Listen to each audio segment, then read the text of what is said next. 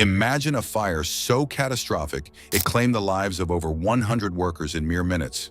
A scene of horror at a clothing factory that went up in flames, workers trapped inside. Officials said at least 112 people had died, but that the number of fatalities could go higher. Yet the true cause remains a mystery. In 2012, on the outskirts of Dhaka, a garment factory turned into a deadly inferno. Trapped inside, workers screamed for help with no way out. This tragedy sparked global outrage, raising hard questions about safety, sabotage, and exploitation in the fashion industry. What really happened that night at the Tazreen Fashion factory? In this video, we dive deep into the shocking truths behind one of the deadliest industrial disasters in history.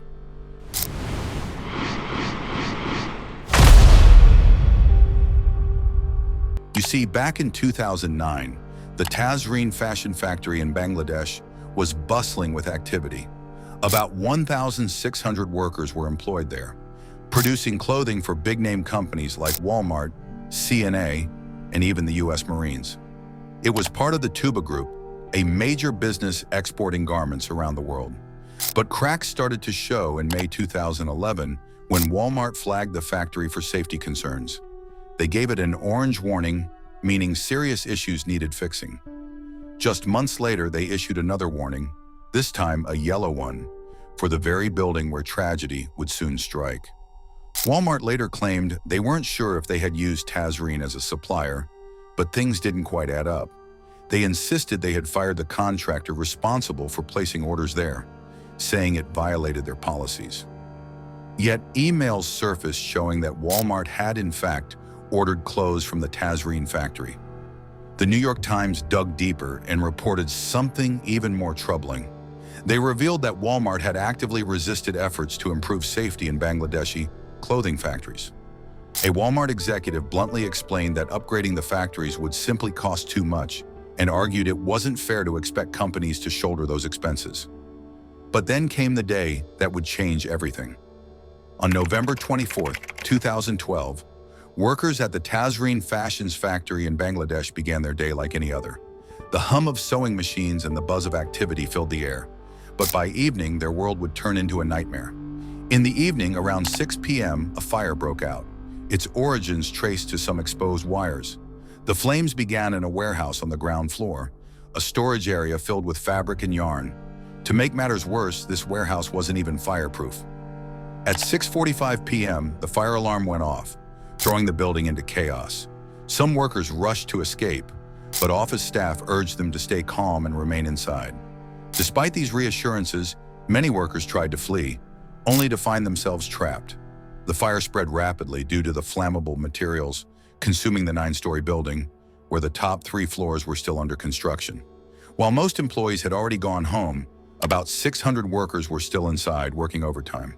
The lack of emergency exits turned the situation catastrophic. The few exits available were locked, leaving workers on the first and second floors with no way out. 3 staircases were in the building, but all led through the ground floor, which was now consumed by fire. Smoke quickly filled the staircases, making escape impossible. To make things worse, a power outage left the building in darkness, further trapping those inside. One worker managed to escape by climbing out of a 3rd-floor window and using construction scaffolding, but he tragically lost his mother, who also worked at the factory. Others, in desperation, followed through by jumping from windows to escape the flames. The fire spread uncontrollably, with firefighters unable to reach many parts of the building due to the intense heat and danger. It took over 17 hours to extinguish the fire. Crowds of thousands gathered outside, including family members of the trapped workers. The army had to step in to help police manage the crowd. Some workers were rescued from the roof, but many others succumbed to smoke inhalation, the flames, or injuries from jumping out of windows. The 2nd floor bore the brunt of the tragedy. Most victims were found there, and the scenes that followed were harrowing. Bodies, some burned beyond recognition, were later shown on TV, lying on the floor of what appeared to be a government building. For many families, identifying loved ones was impossible. They had to endure months of waiting for DNA tests to confirm whether their loved ones were among the 112 people who lost their lives or the 200 who were severely injured. But then came the big question. Was the fire really just an accident? Or was it the inevitable result of years of negligence and greed? Investigators believe the fire started because of a short circuit, but the fire chief made it clear that the real tragedy wasn't just the fire, it was the building's lack of safety measures. The fire safety certificate for the building had expired years earlier, and investigators uncovered a long list of violations. Police arrested 3 supervisors for locking the exits, trapping workers inside. Survivors revealed that when the fire alarm failed, a manager dismissed their fears, telling them to get back to work. The building was a disaster waiting to happen. Staircases were blocked, there were no sprinklers or fire escapes, and the fire extinguishers sat unused. Security cameras that should have monitored the building weren't even installed. By December 2013, over a year after the fire, police issued an arrest warrant for the factory owner, who had claimed the factory was safe. He described the fire as a huge loss, but insisted it was a rare incident in his 7 factories, a claim the evidence contradicted. About 18 months later, the factory owner was finally charged for the workers' deaths, a landmark moment. It was the first time in Bangladesh's history that a factory owner was held accountable for such a tragedy. Many believe international pressure played a big role, as people around the world demanded justice for the workers. Tensions between workers and factory owners had been simmering for years, with workers pushing for better pay and safer conditions. Tragically, one of the key figures in this fight, union leader Aminul Islam, was found tortured and killed, a chilling reminder of the risks faced by those who dared to speak out. After the fire, the Bangladesh Garment Manufacturers and Exporters Association offered the victims' families $1,250 each, roughly 2 years' salary for a factory worker. But for many, it wasn't enough. The government also declared November 27th a national day of mourning to honor the victims, with flags flown at half-mast. On May 15, 2013, representatives from companies that use the Tazreen factory gathered in Geneva to discuss how they could help the victims of the fire. But shockingly, Walmart and Sears didn't even bother to attend. To this day, no one really knows why. Meanwhile, thousands of Bangladeshi garment workers were demanding justice. In Dhaka, they took to the streets in anger, blocking roads, throwing stones at factories, and smashing vehicles. They were grieving the loss of the 112 people who died and outraged by the unsafe conditions that had led to such a tragedy. The protests were so intense that for 3 days, a major highway was blocked, and over 200 factories shut down. Not out of respect, the fire wasn't just a tragedy, it became a symbol of the dangerous conditions faced by workers in the Bangladeshi garment industry. Many survivors bore physical and emotional scars that never healed.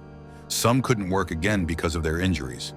Others tried starting over with small businesses, but still struggled with the trauma. Compensation was scarce and justice felt like a distant dream. This disaster forced Bangladesh to crack down on unsafe factories, with the government pledging to inspect over 1,200 more factories to ensure they followed labor and safety rules. Across the ocean, the U.S. government started to question whether Bangladesh deserved its special trade benefits, given the glaring lapses in workplace safety. Walmart, under pressure, severed ties with the Tuba Group, claiming they hadn't realized the company was involved. They also donated $1.6 million toward improving factory safety in Bangladesh. But Scott Nova from the Worker Rights Consortium dismissed this effort as inadequate, pointing out that many factories still lack basic safety features like fire escapes. By the end of 2013, hope appeared on the horizon. 3 organizations working on factory safety in Bangladesh created a new set of rules requiring better training for inspectors, with experienced teams inspecting factories in pairs. These guidelines aim to address critical issues, like ensuring factories had enough exits and weren't overcrowded. Big players in the industry took action too. Over 24 U.S. companies, including Walmart and Gap, signed an agreement to invest in improving factory safety, personally inspecting 600 factories in Bangladesh. More than 100 European brands also joined the effort, pledging to make factories safer and committing to long-term partnerships with these manufacturers. Together, their contributions would help inspect over half of all Bangladeshi garment factories. The Tazreen Fashion fire was a nightmare, but it didn't have to happen. Disasters like this can be prevented by ensuring buildings are equipped with proper fire safety systems and routinely inspecting them. Workers can be protected from tragedies like this. Did you find this video interesting? Give it a like and subscribe to our channel. By subscribing, you will stay updated on new videos about remarkable fire disasters. Also, click the bell icon so you don't miss a single video. What did you think of this story? Let us know in the comments below. We would love to hear your thoughts. Thank you for watching, and we hope to see you in our next video.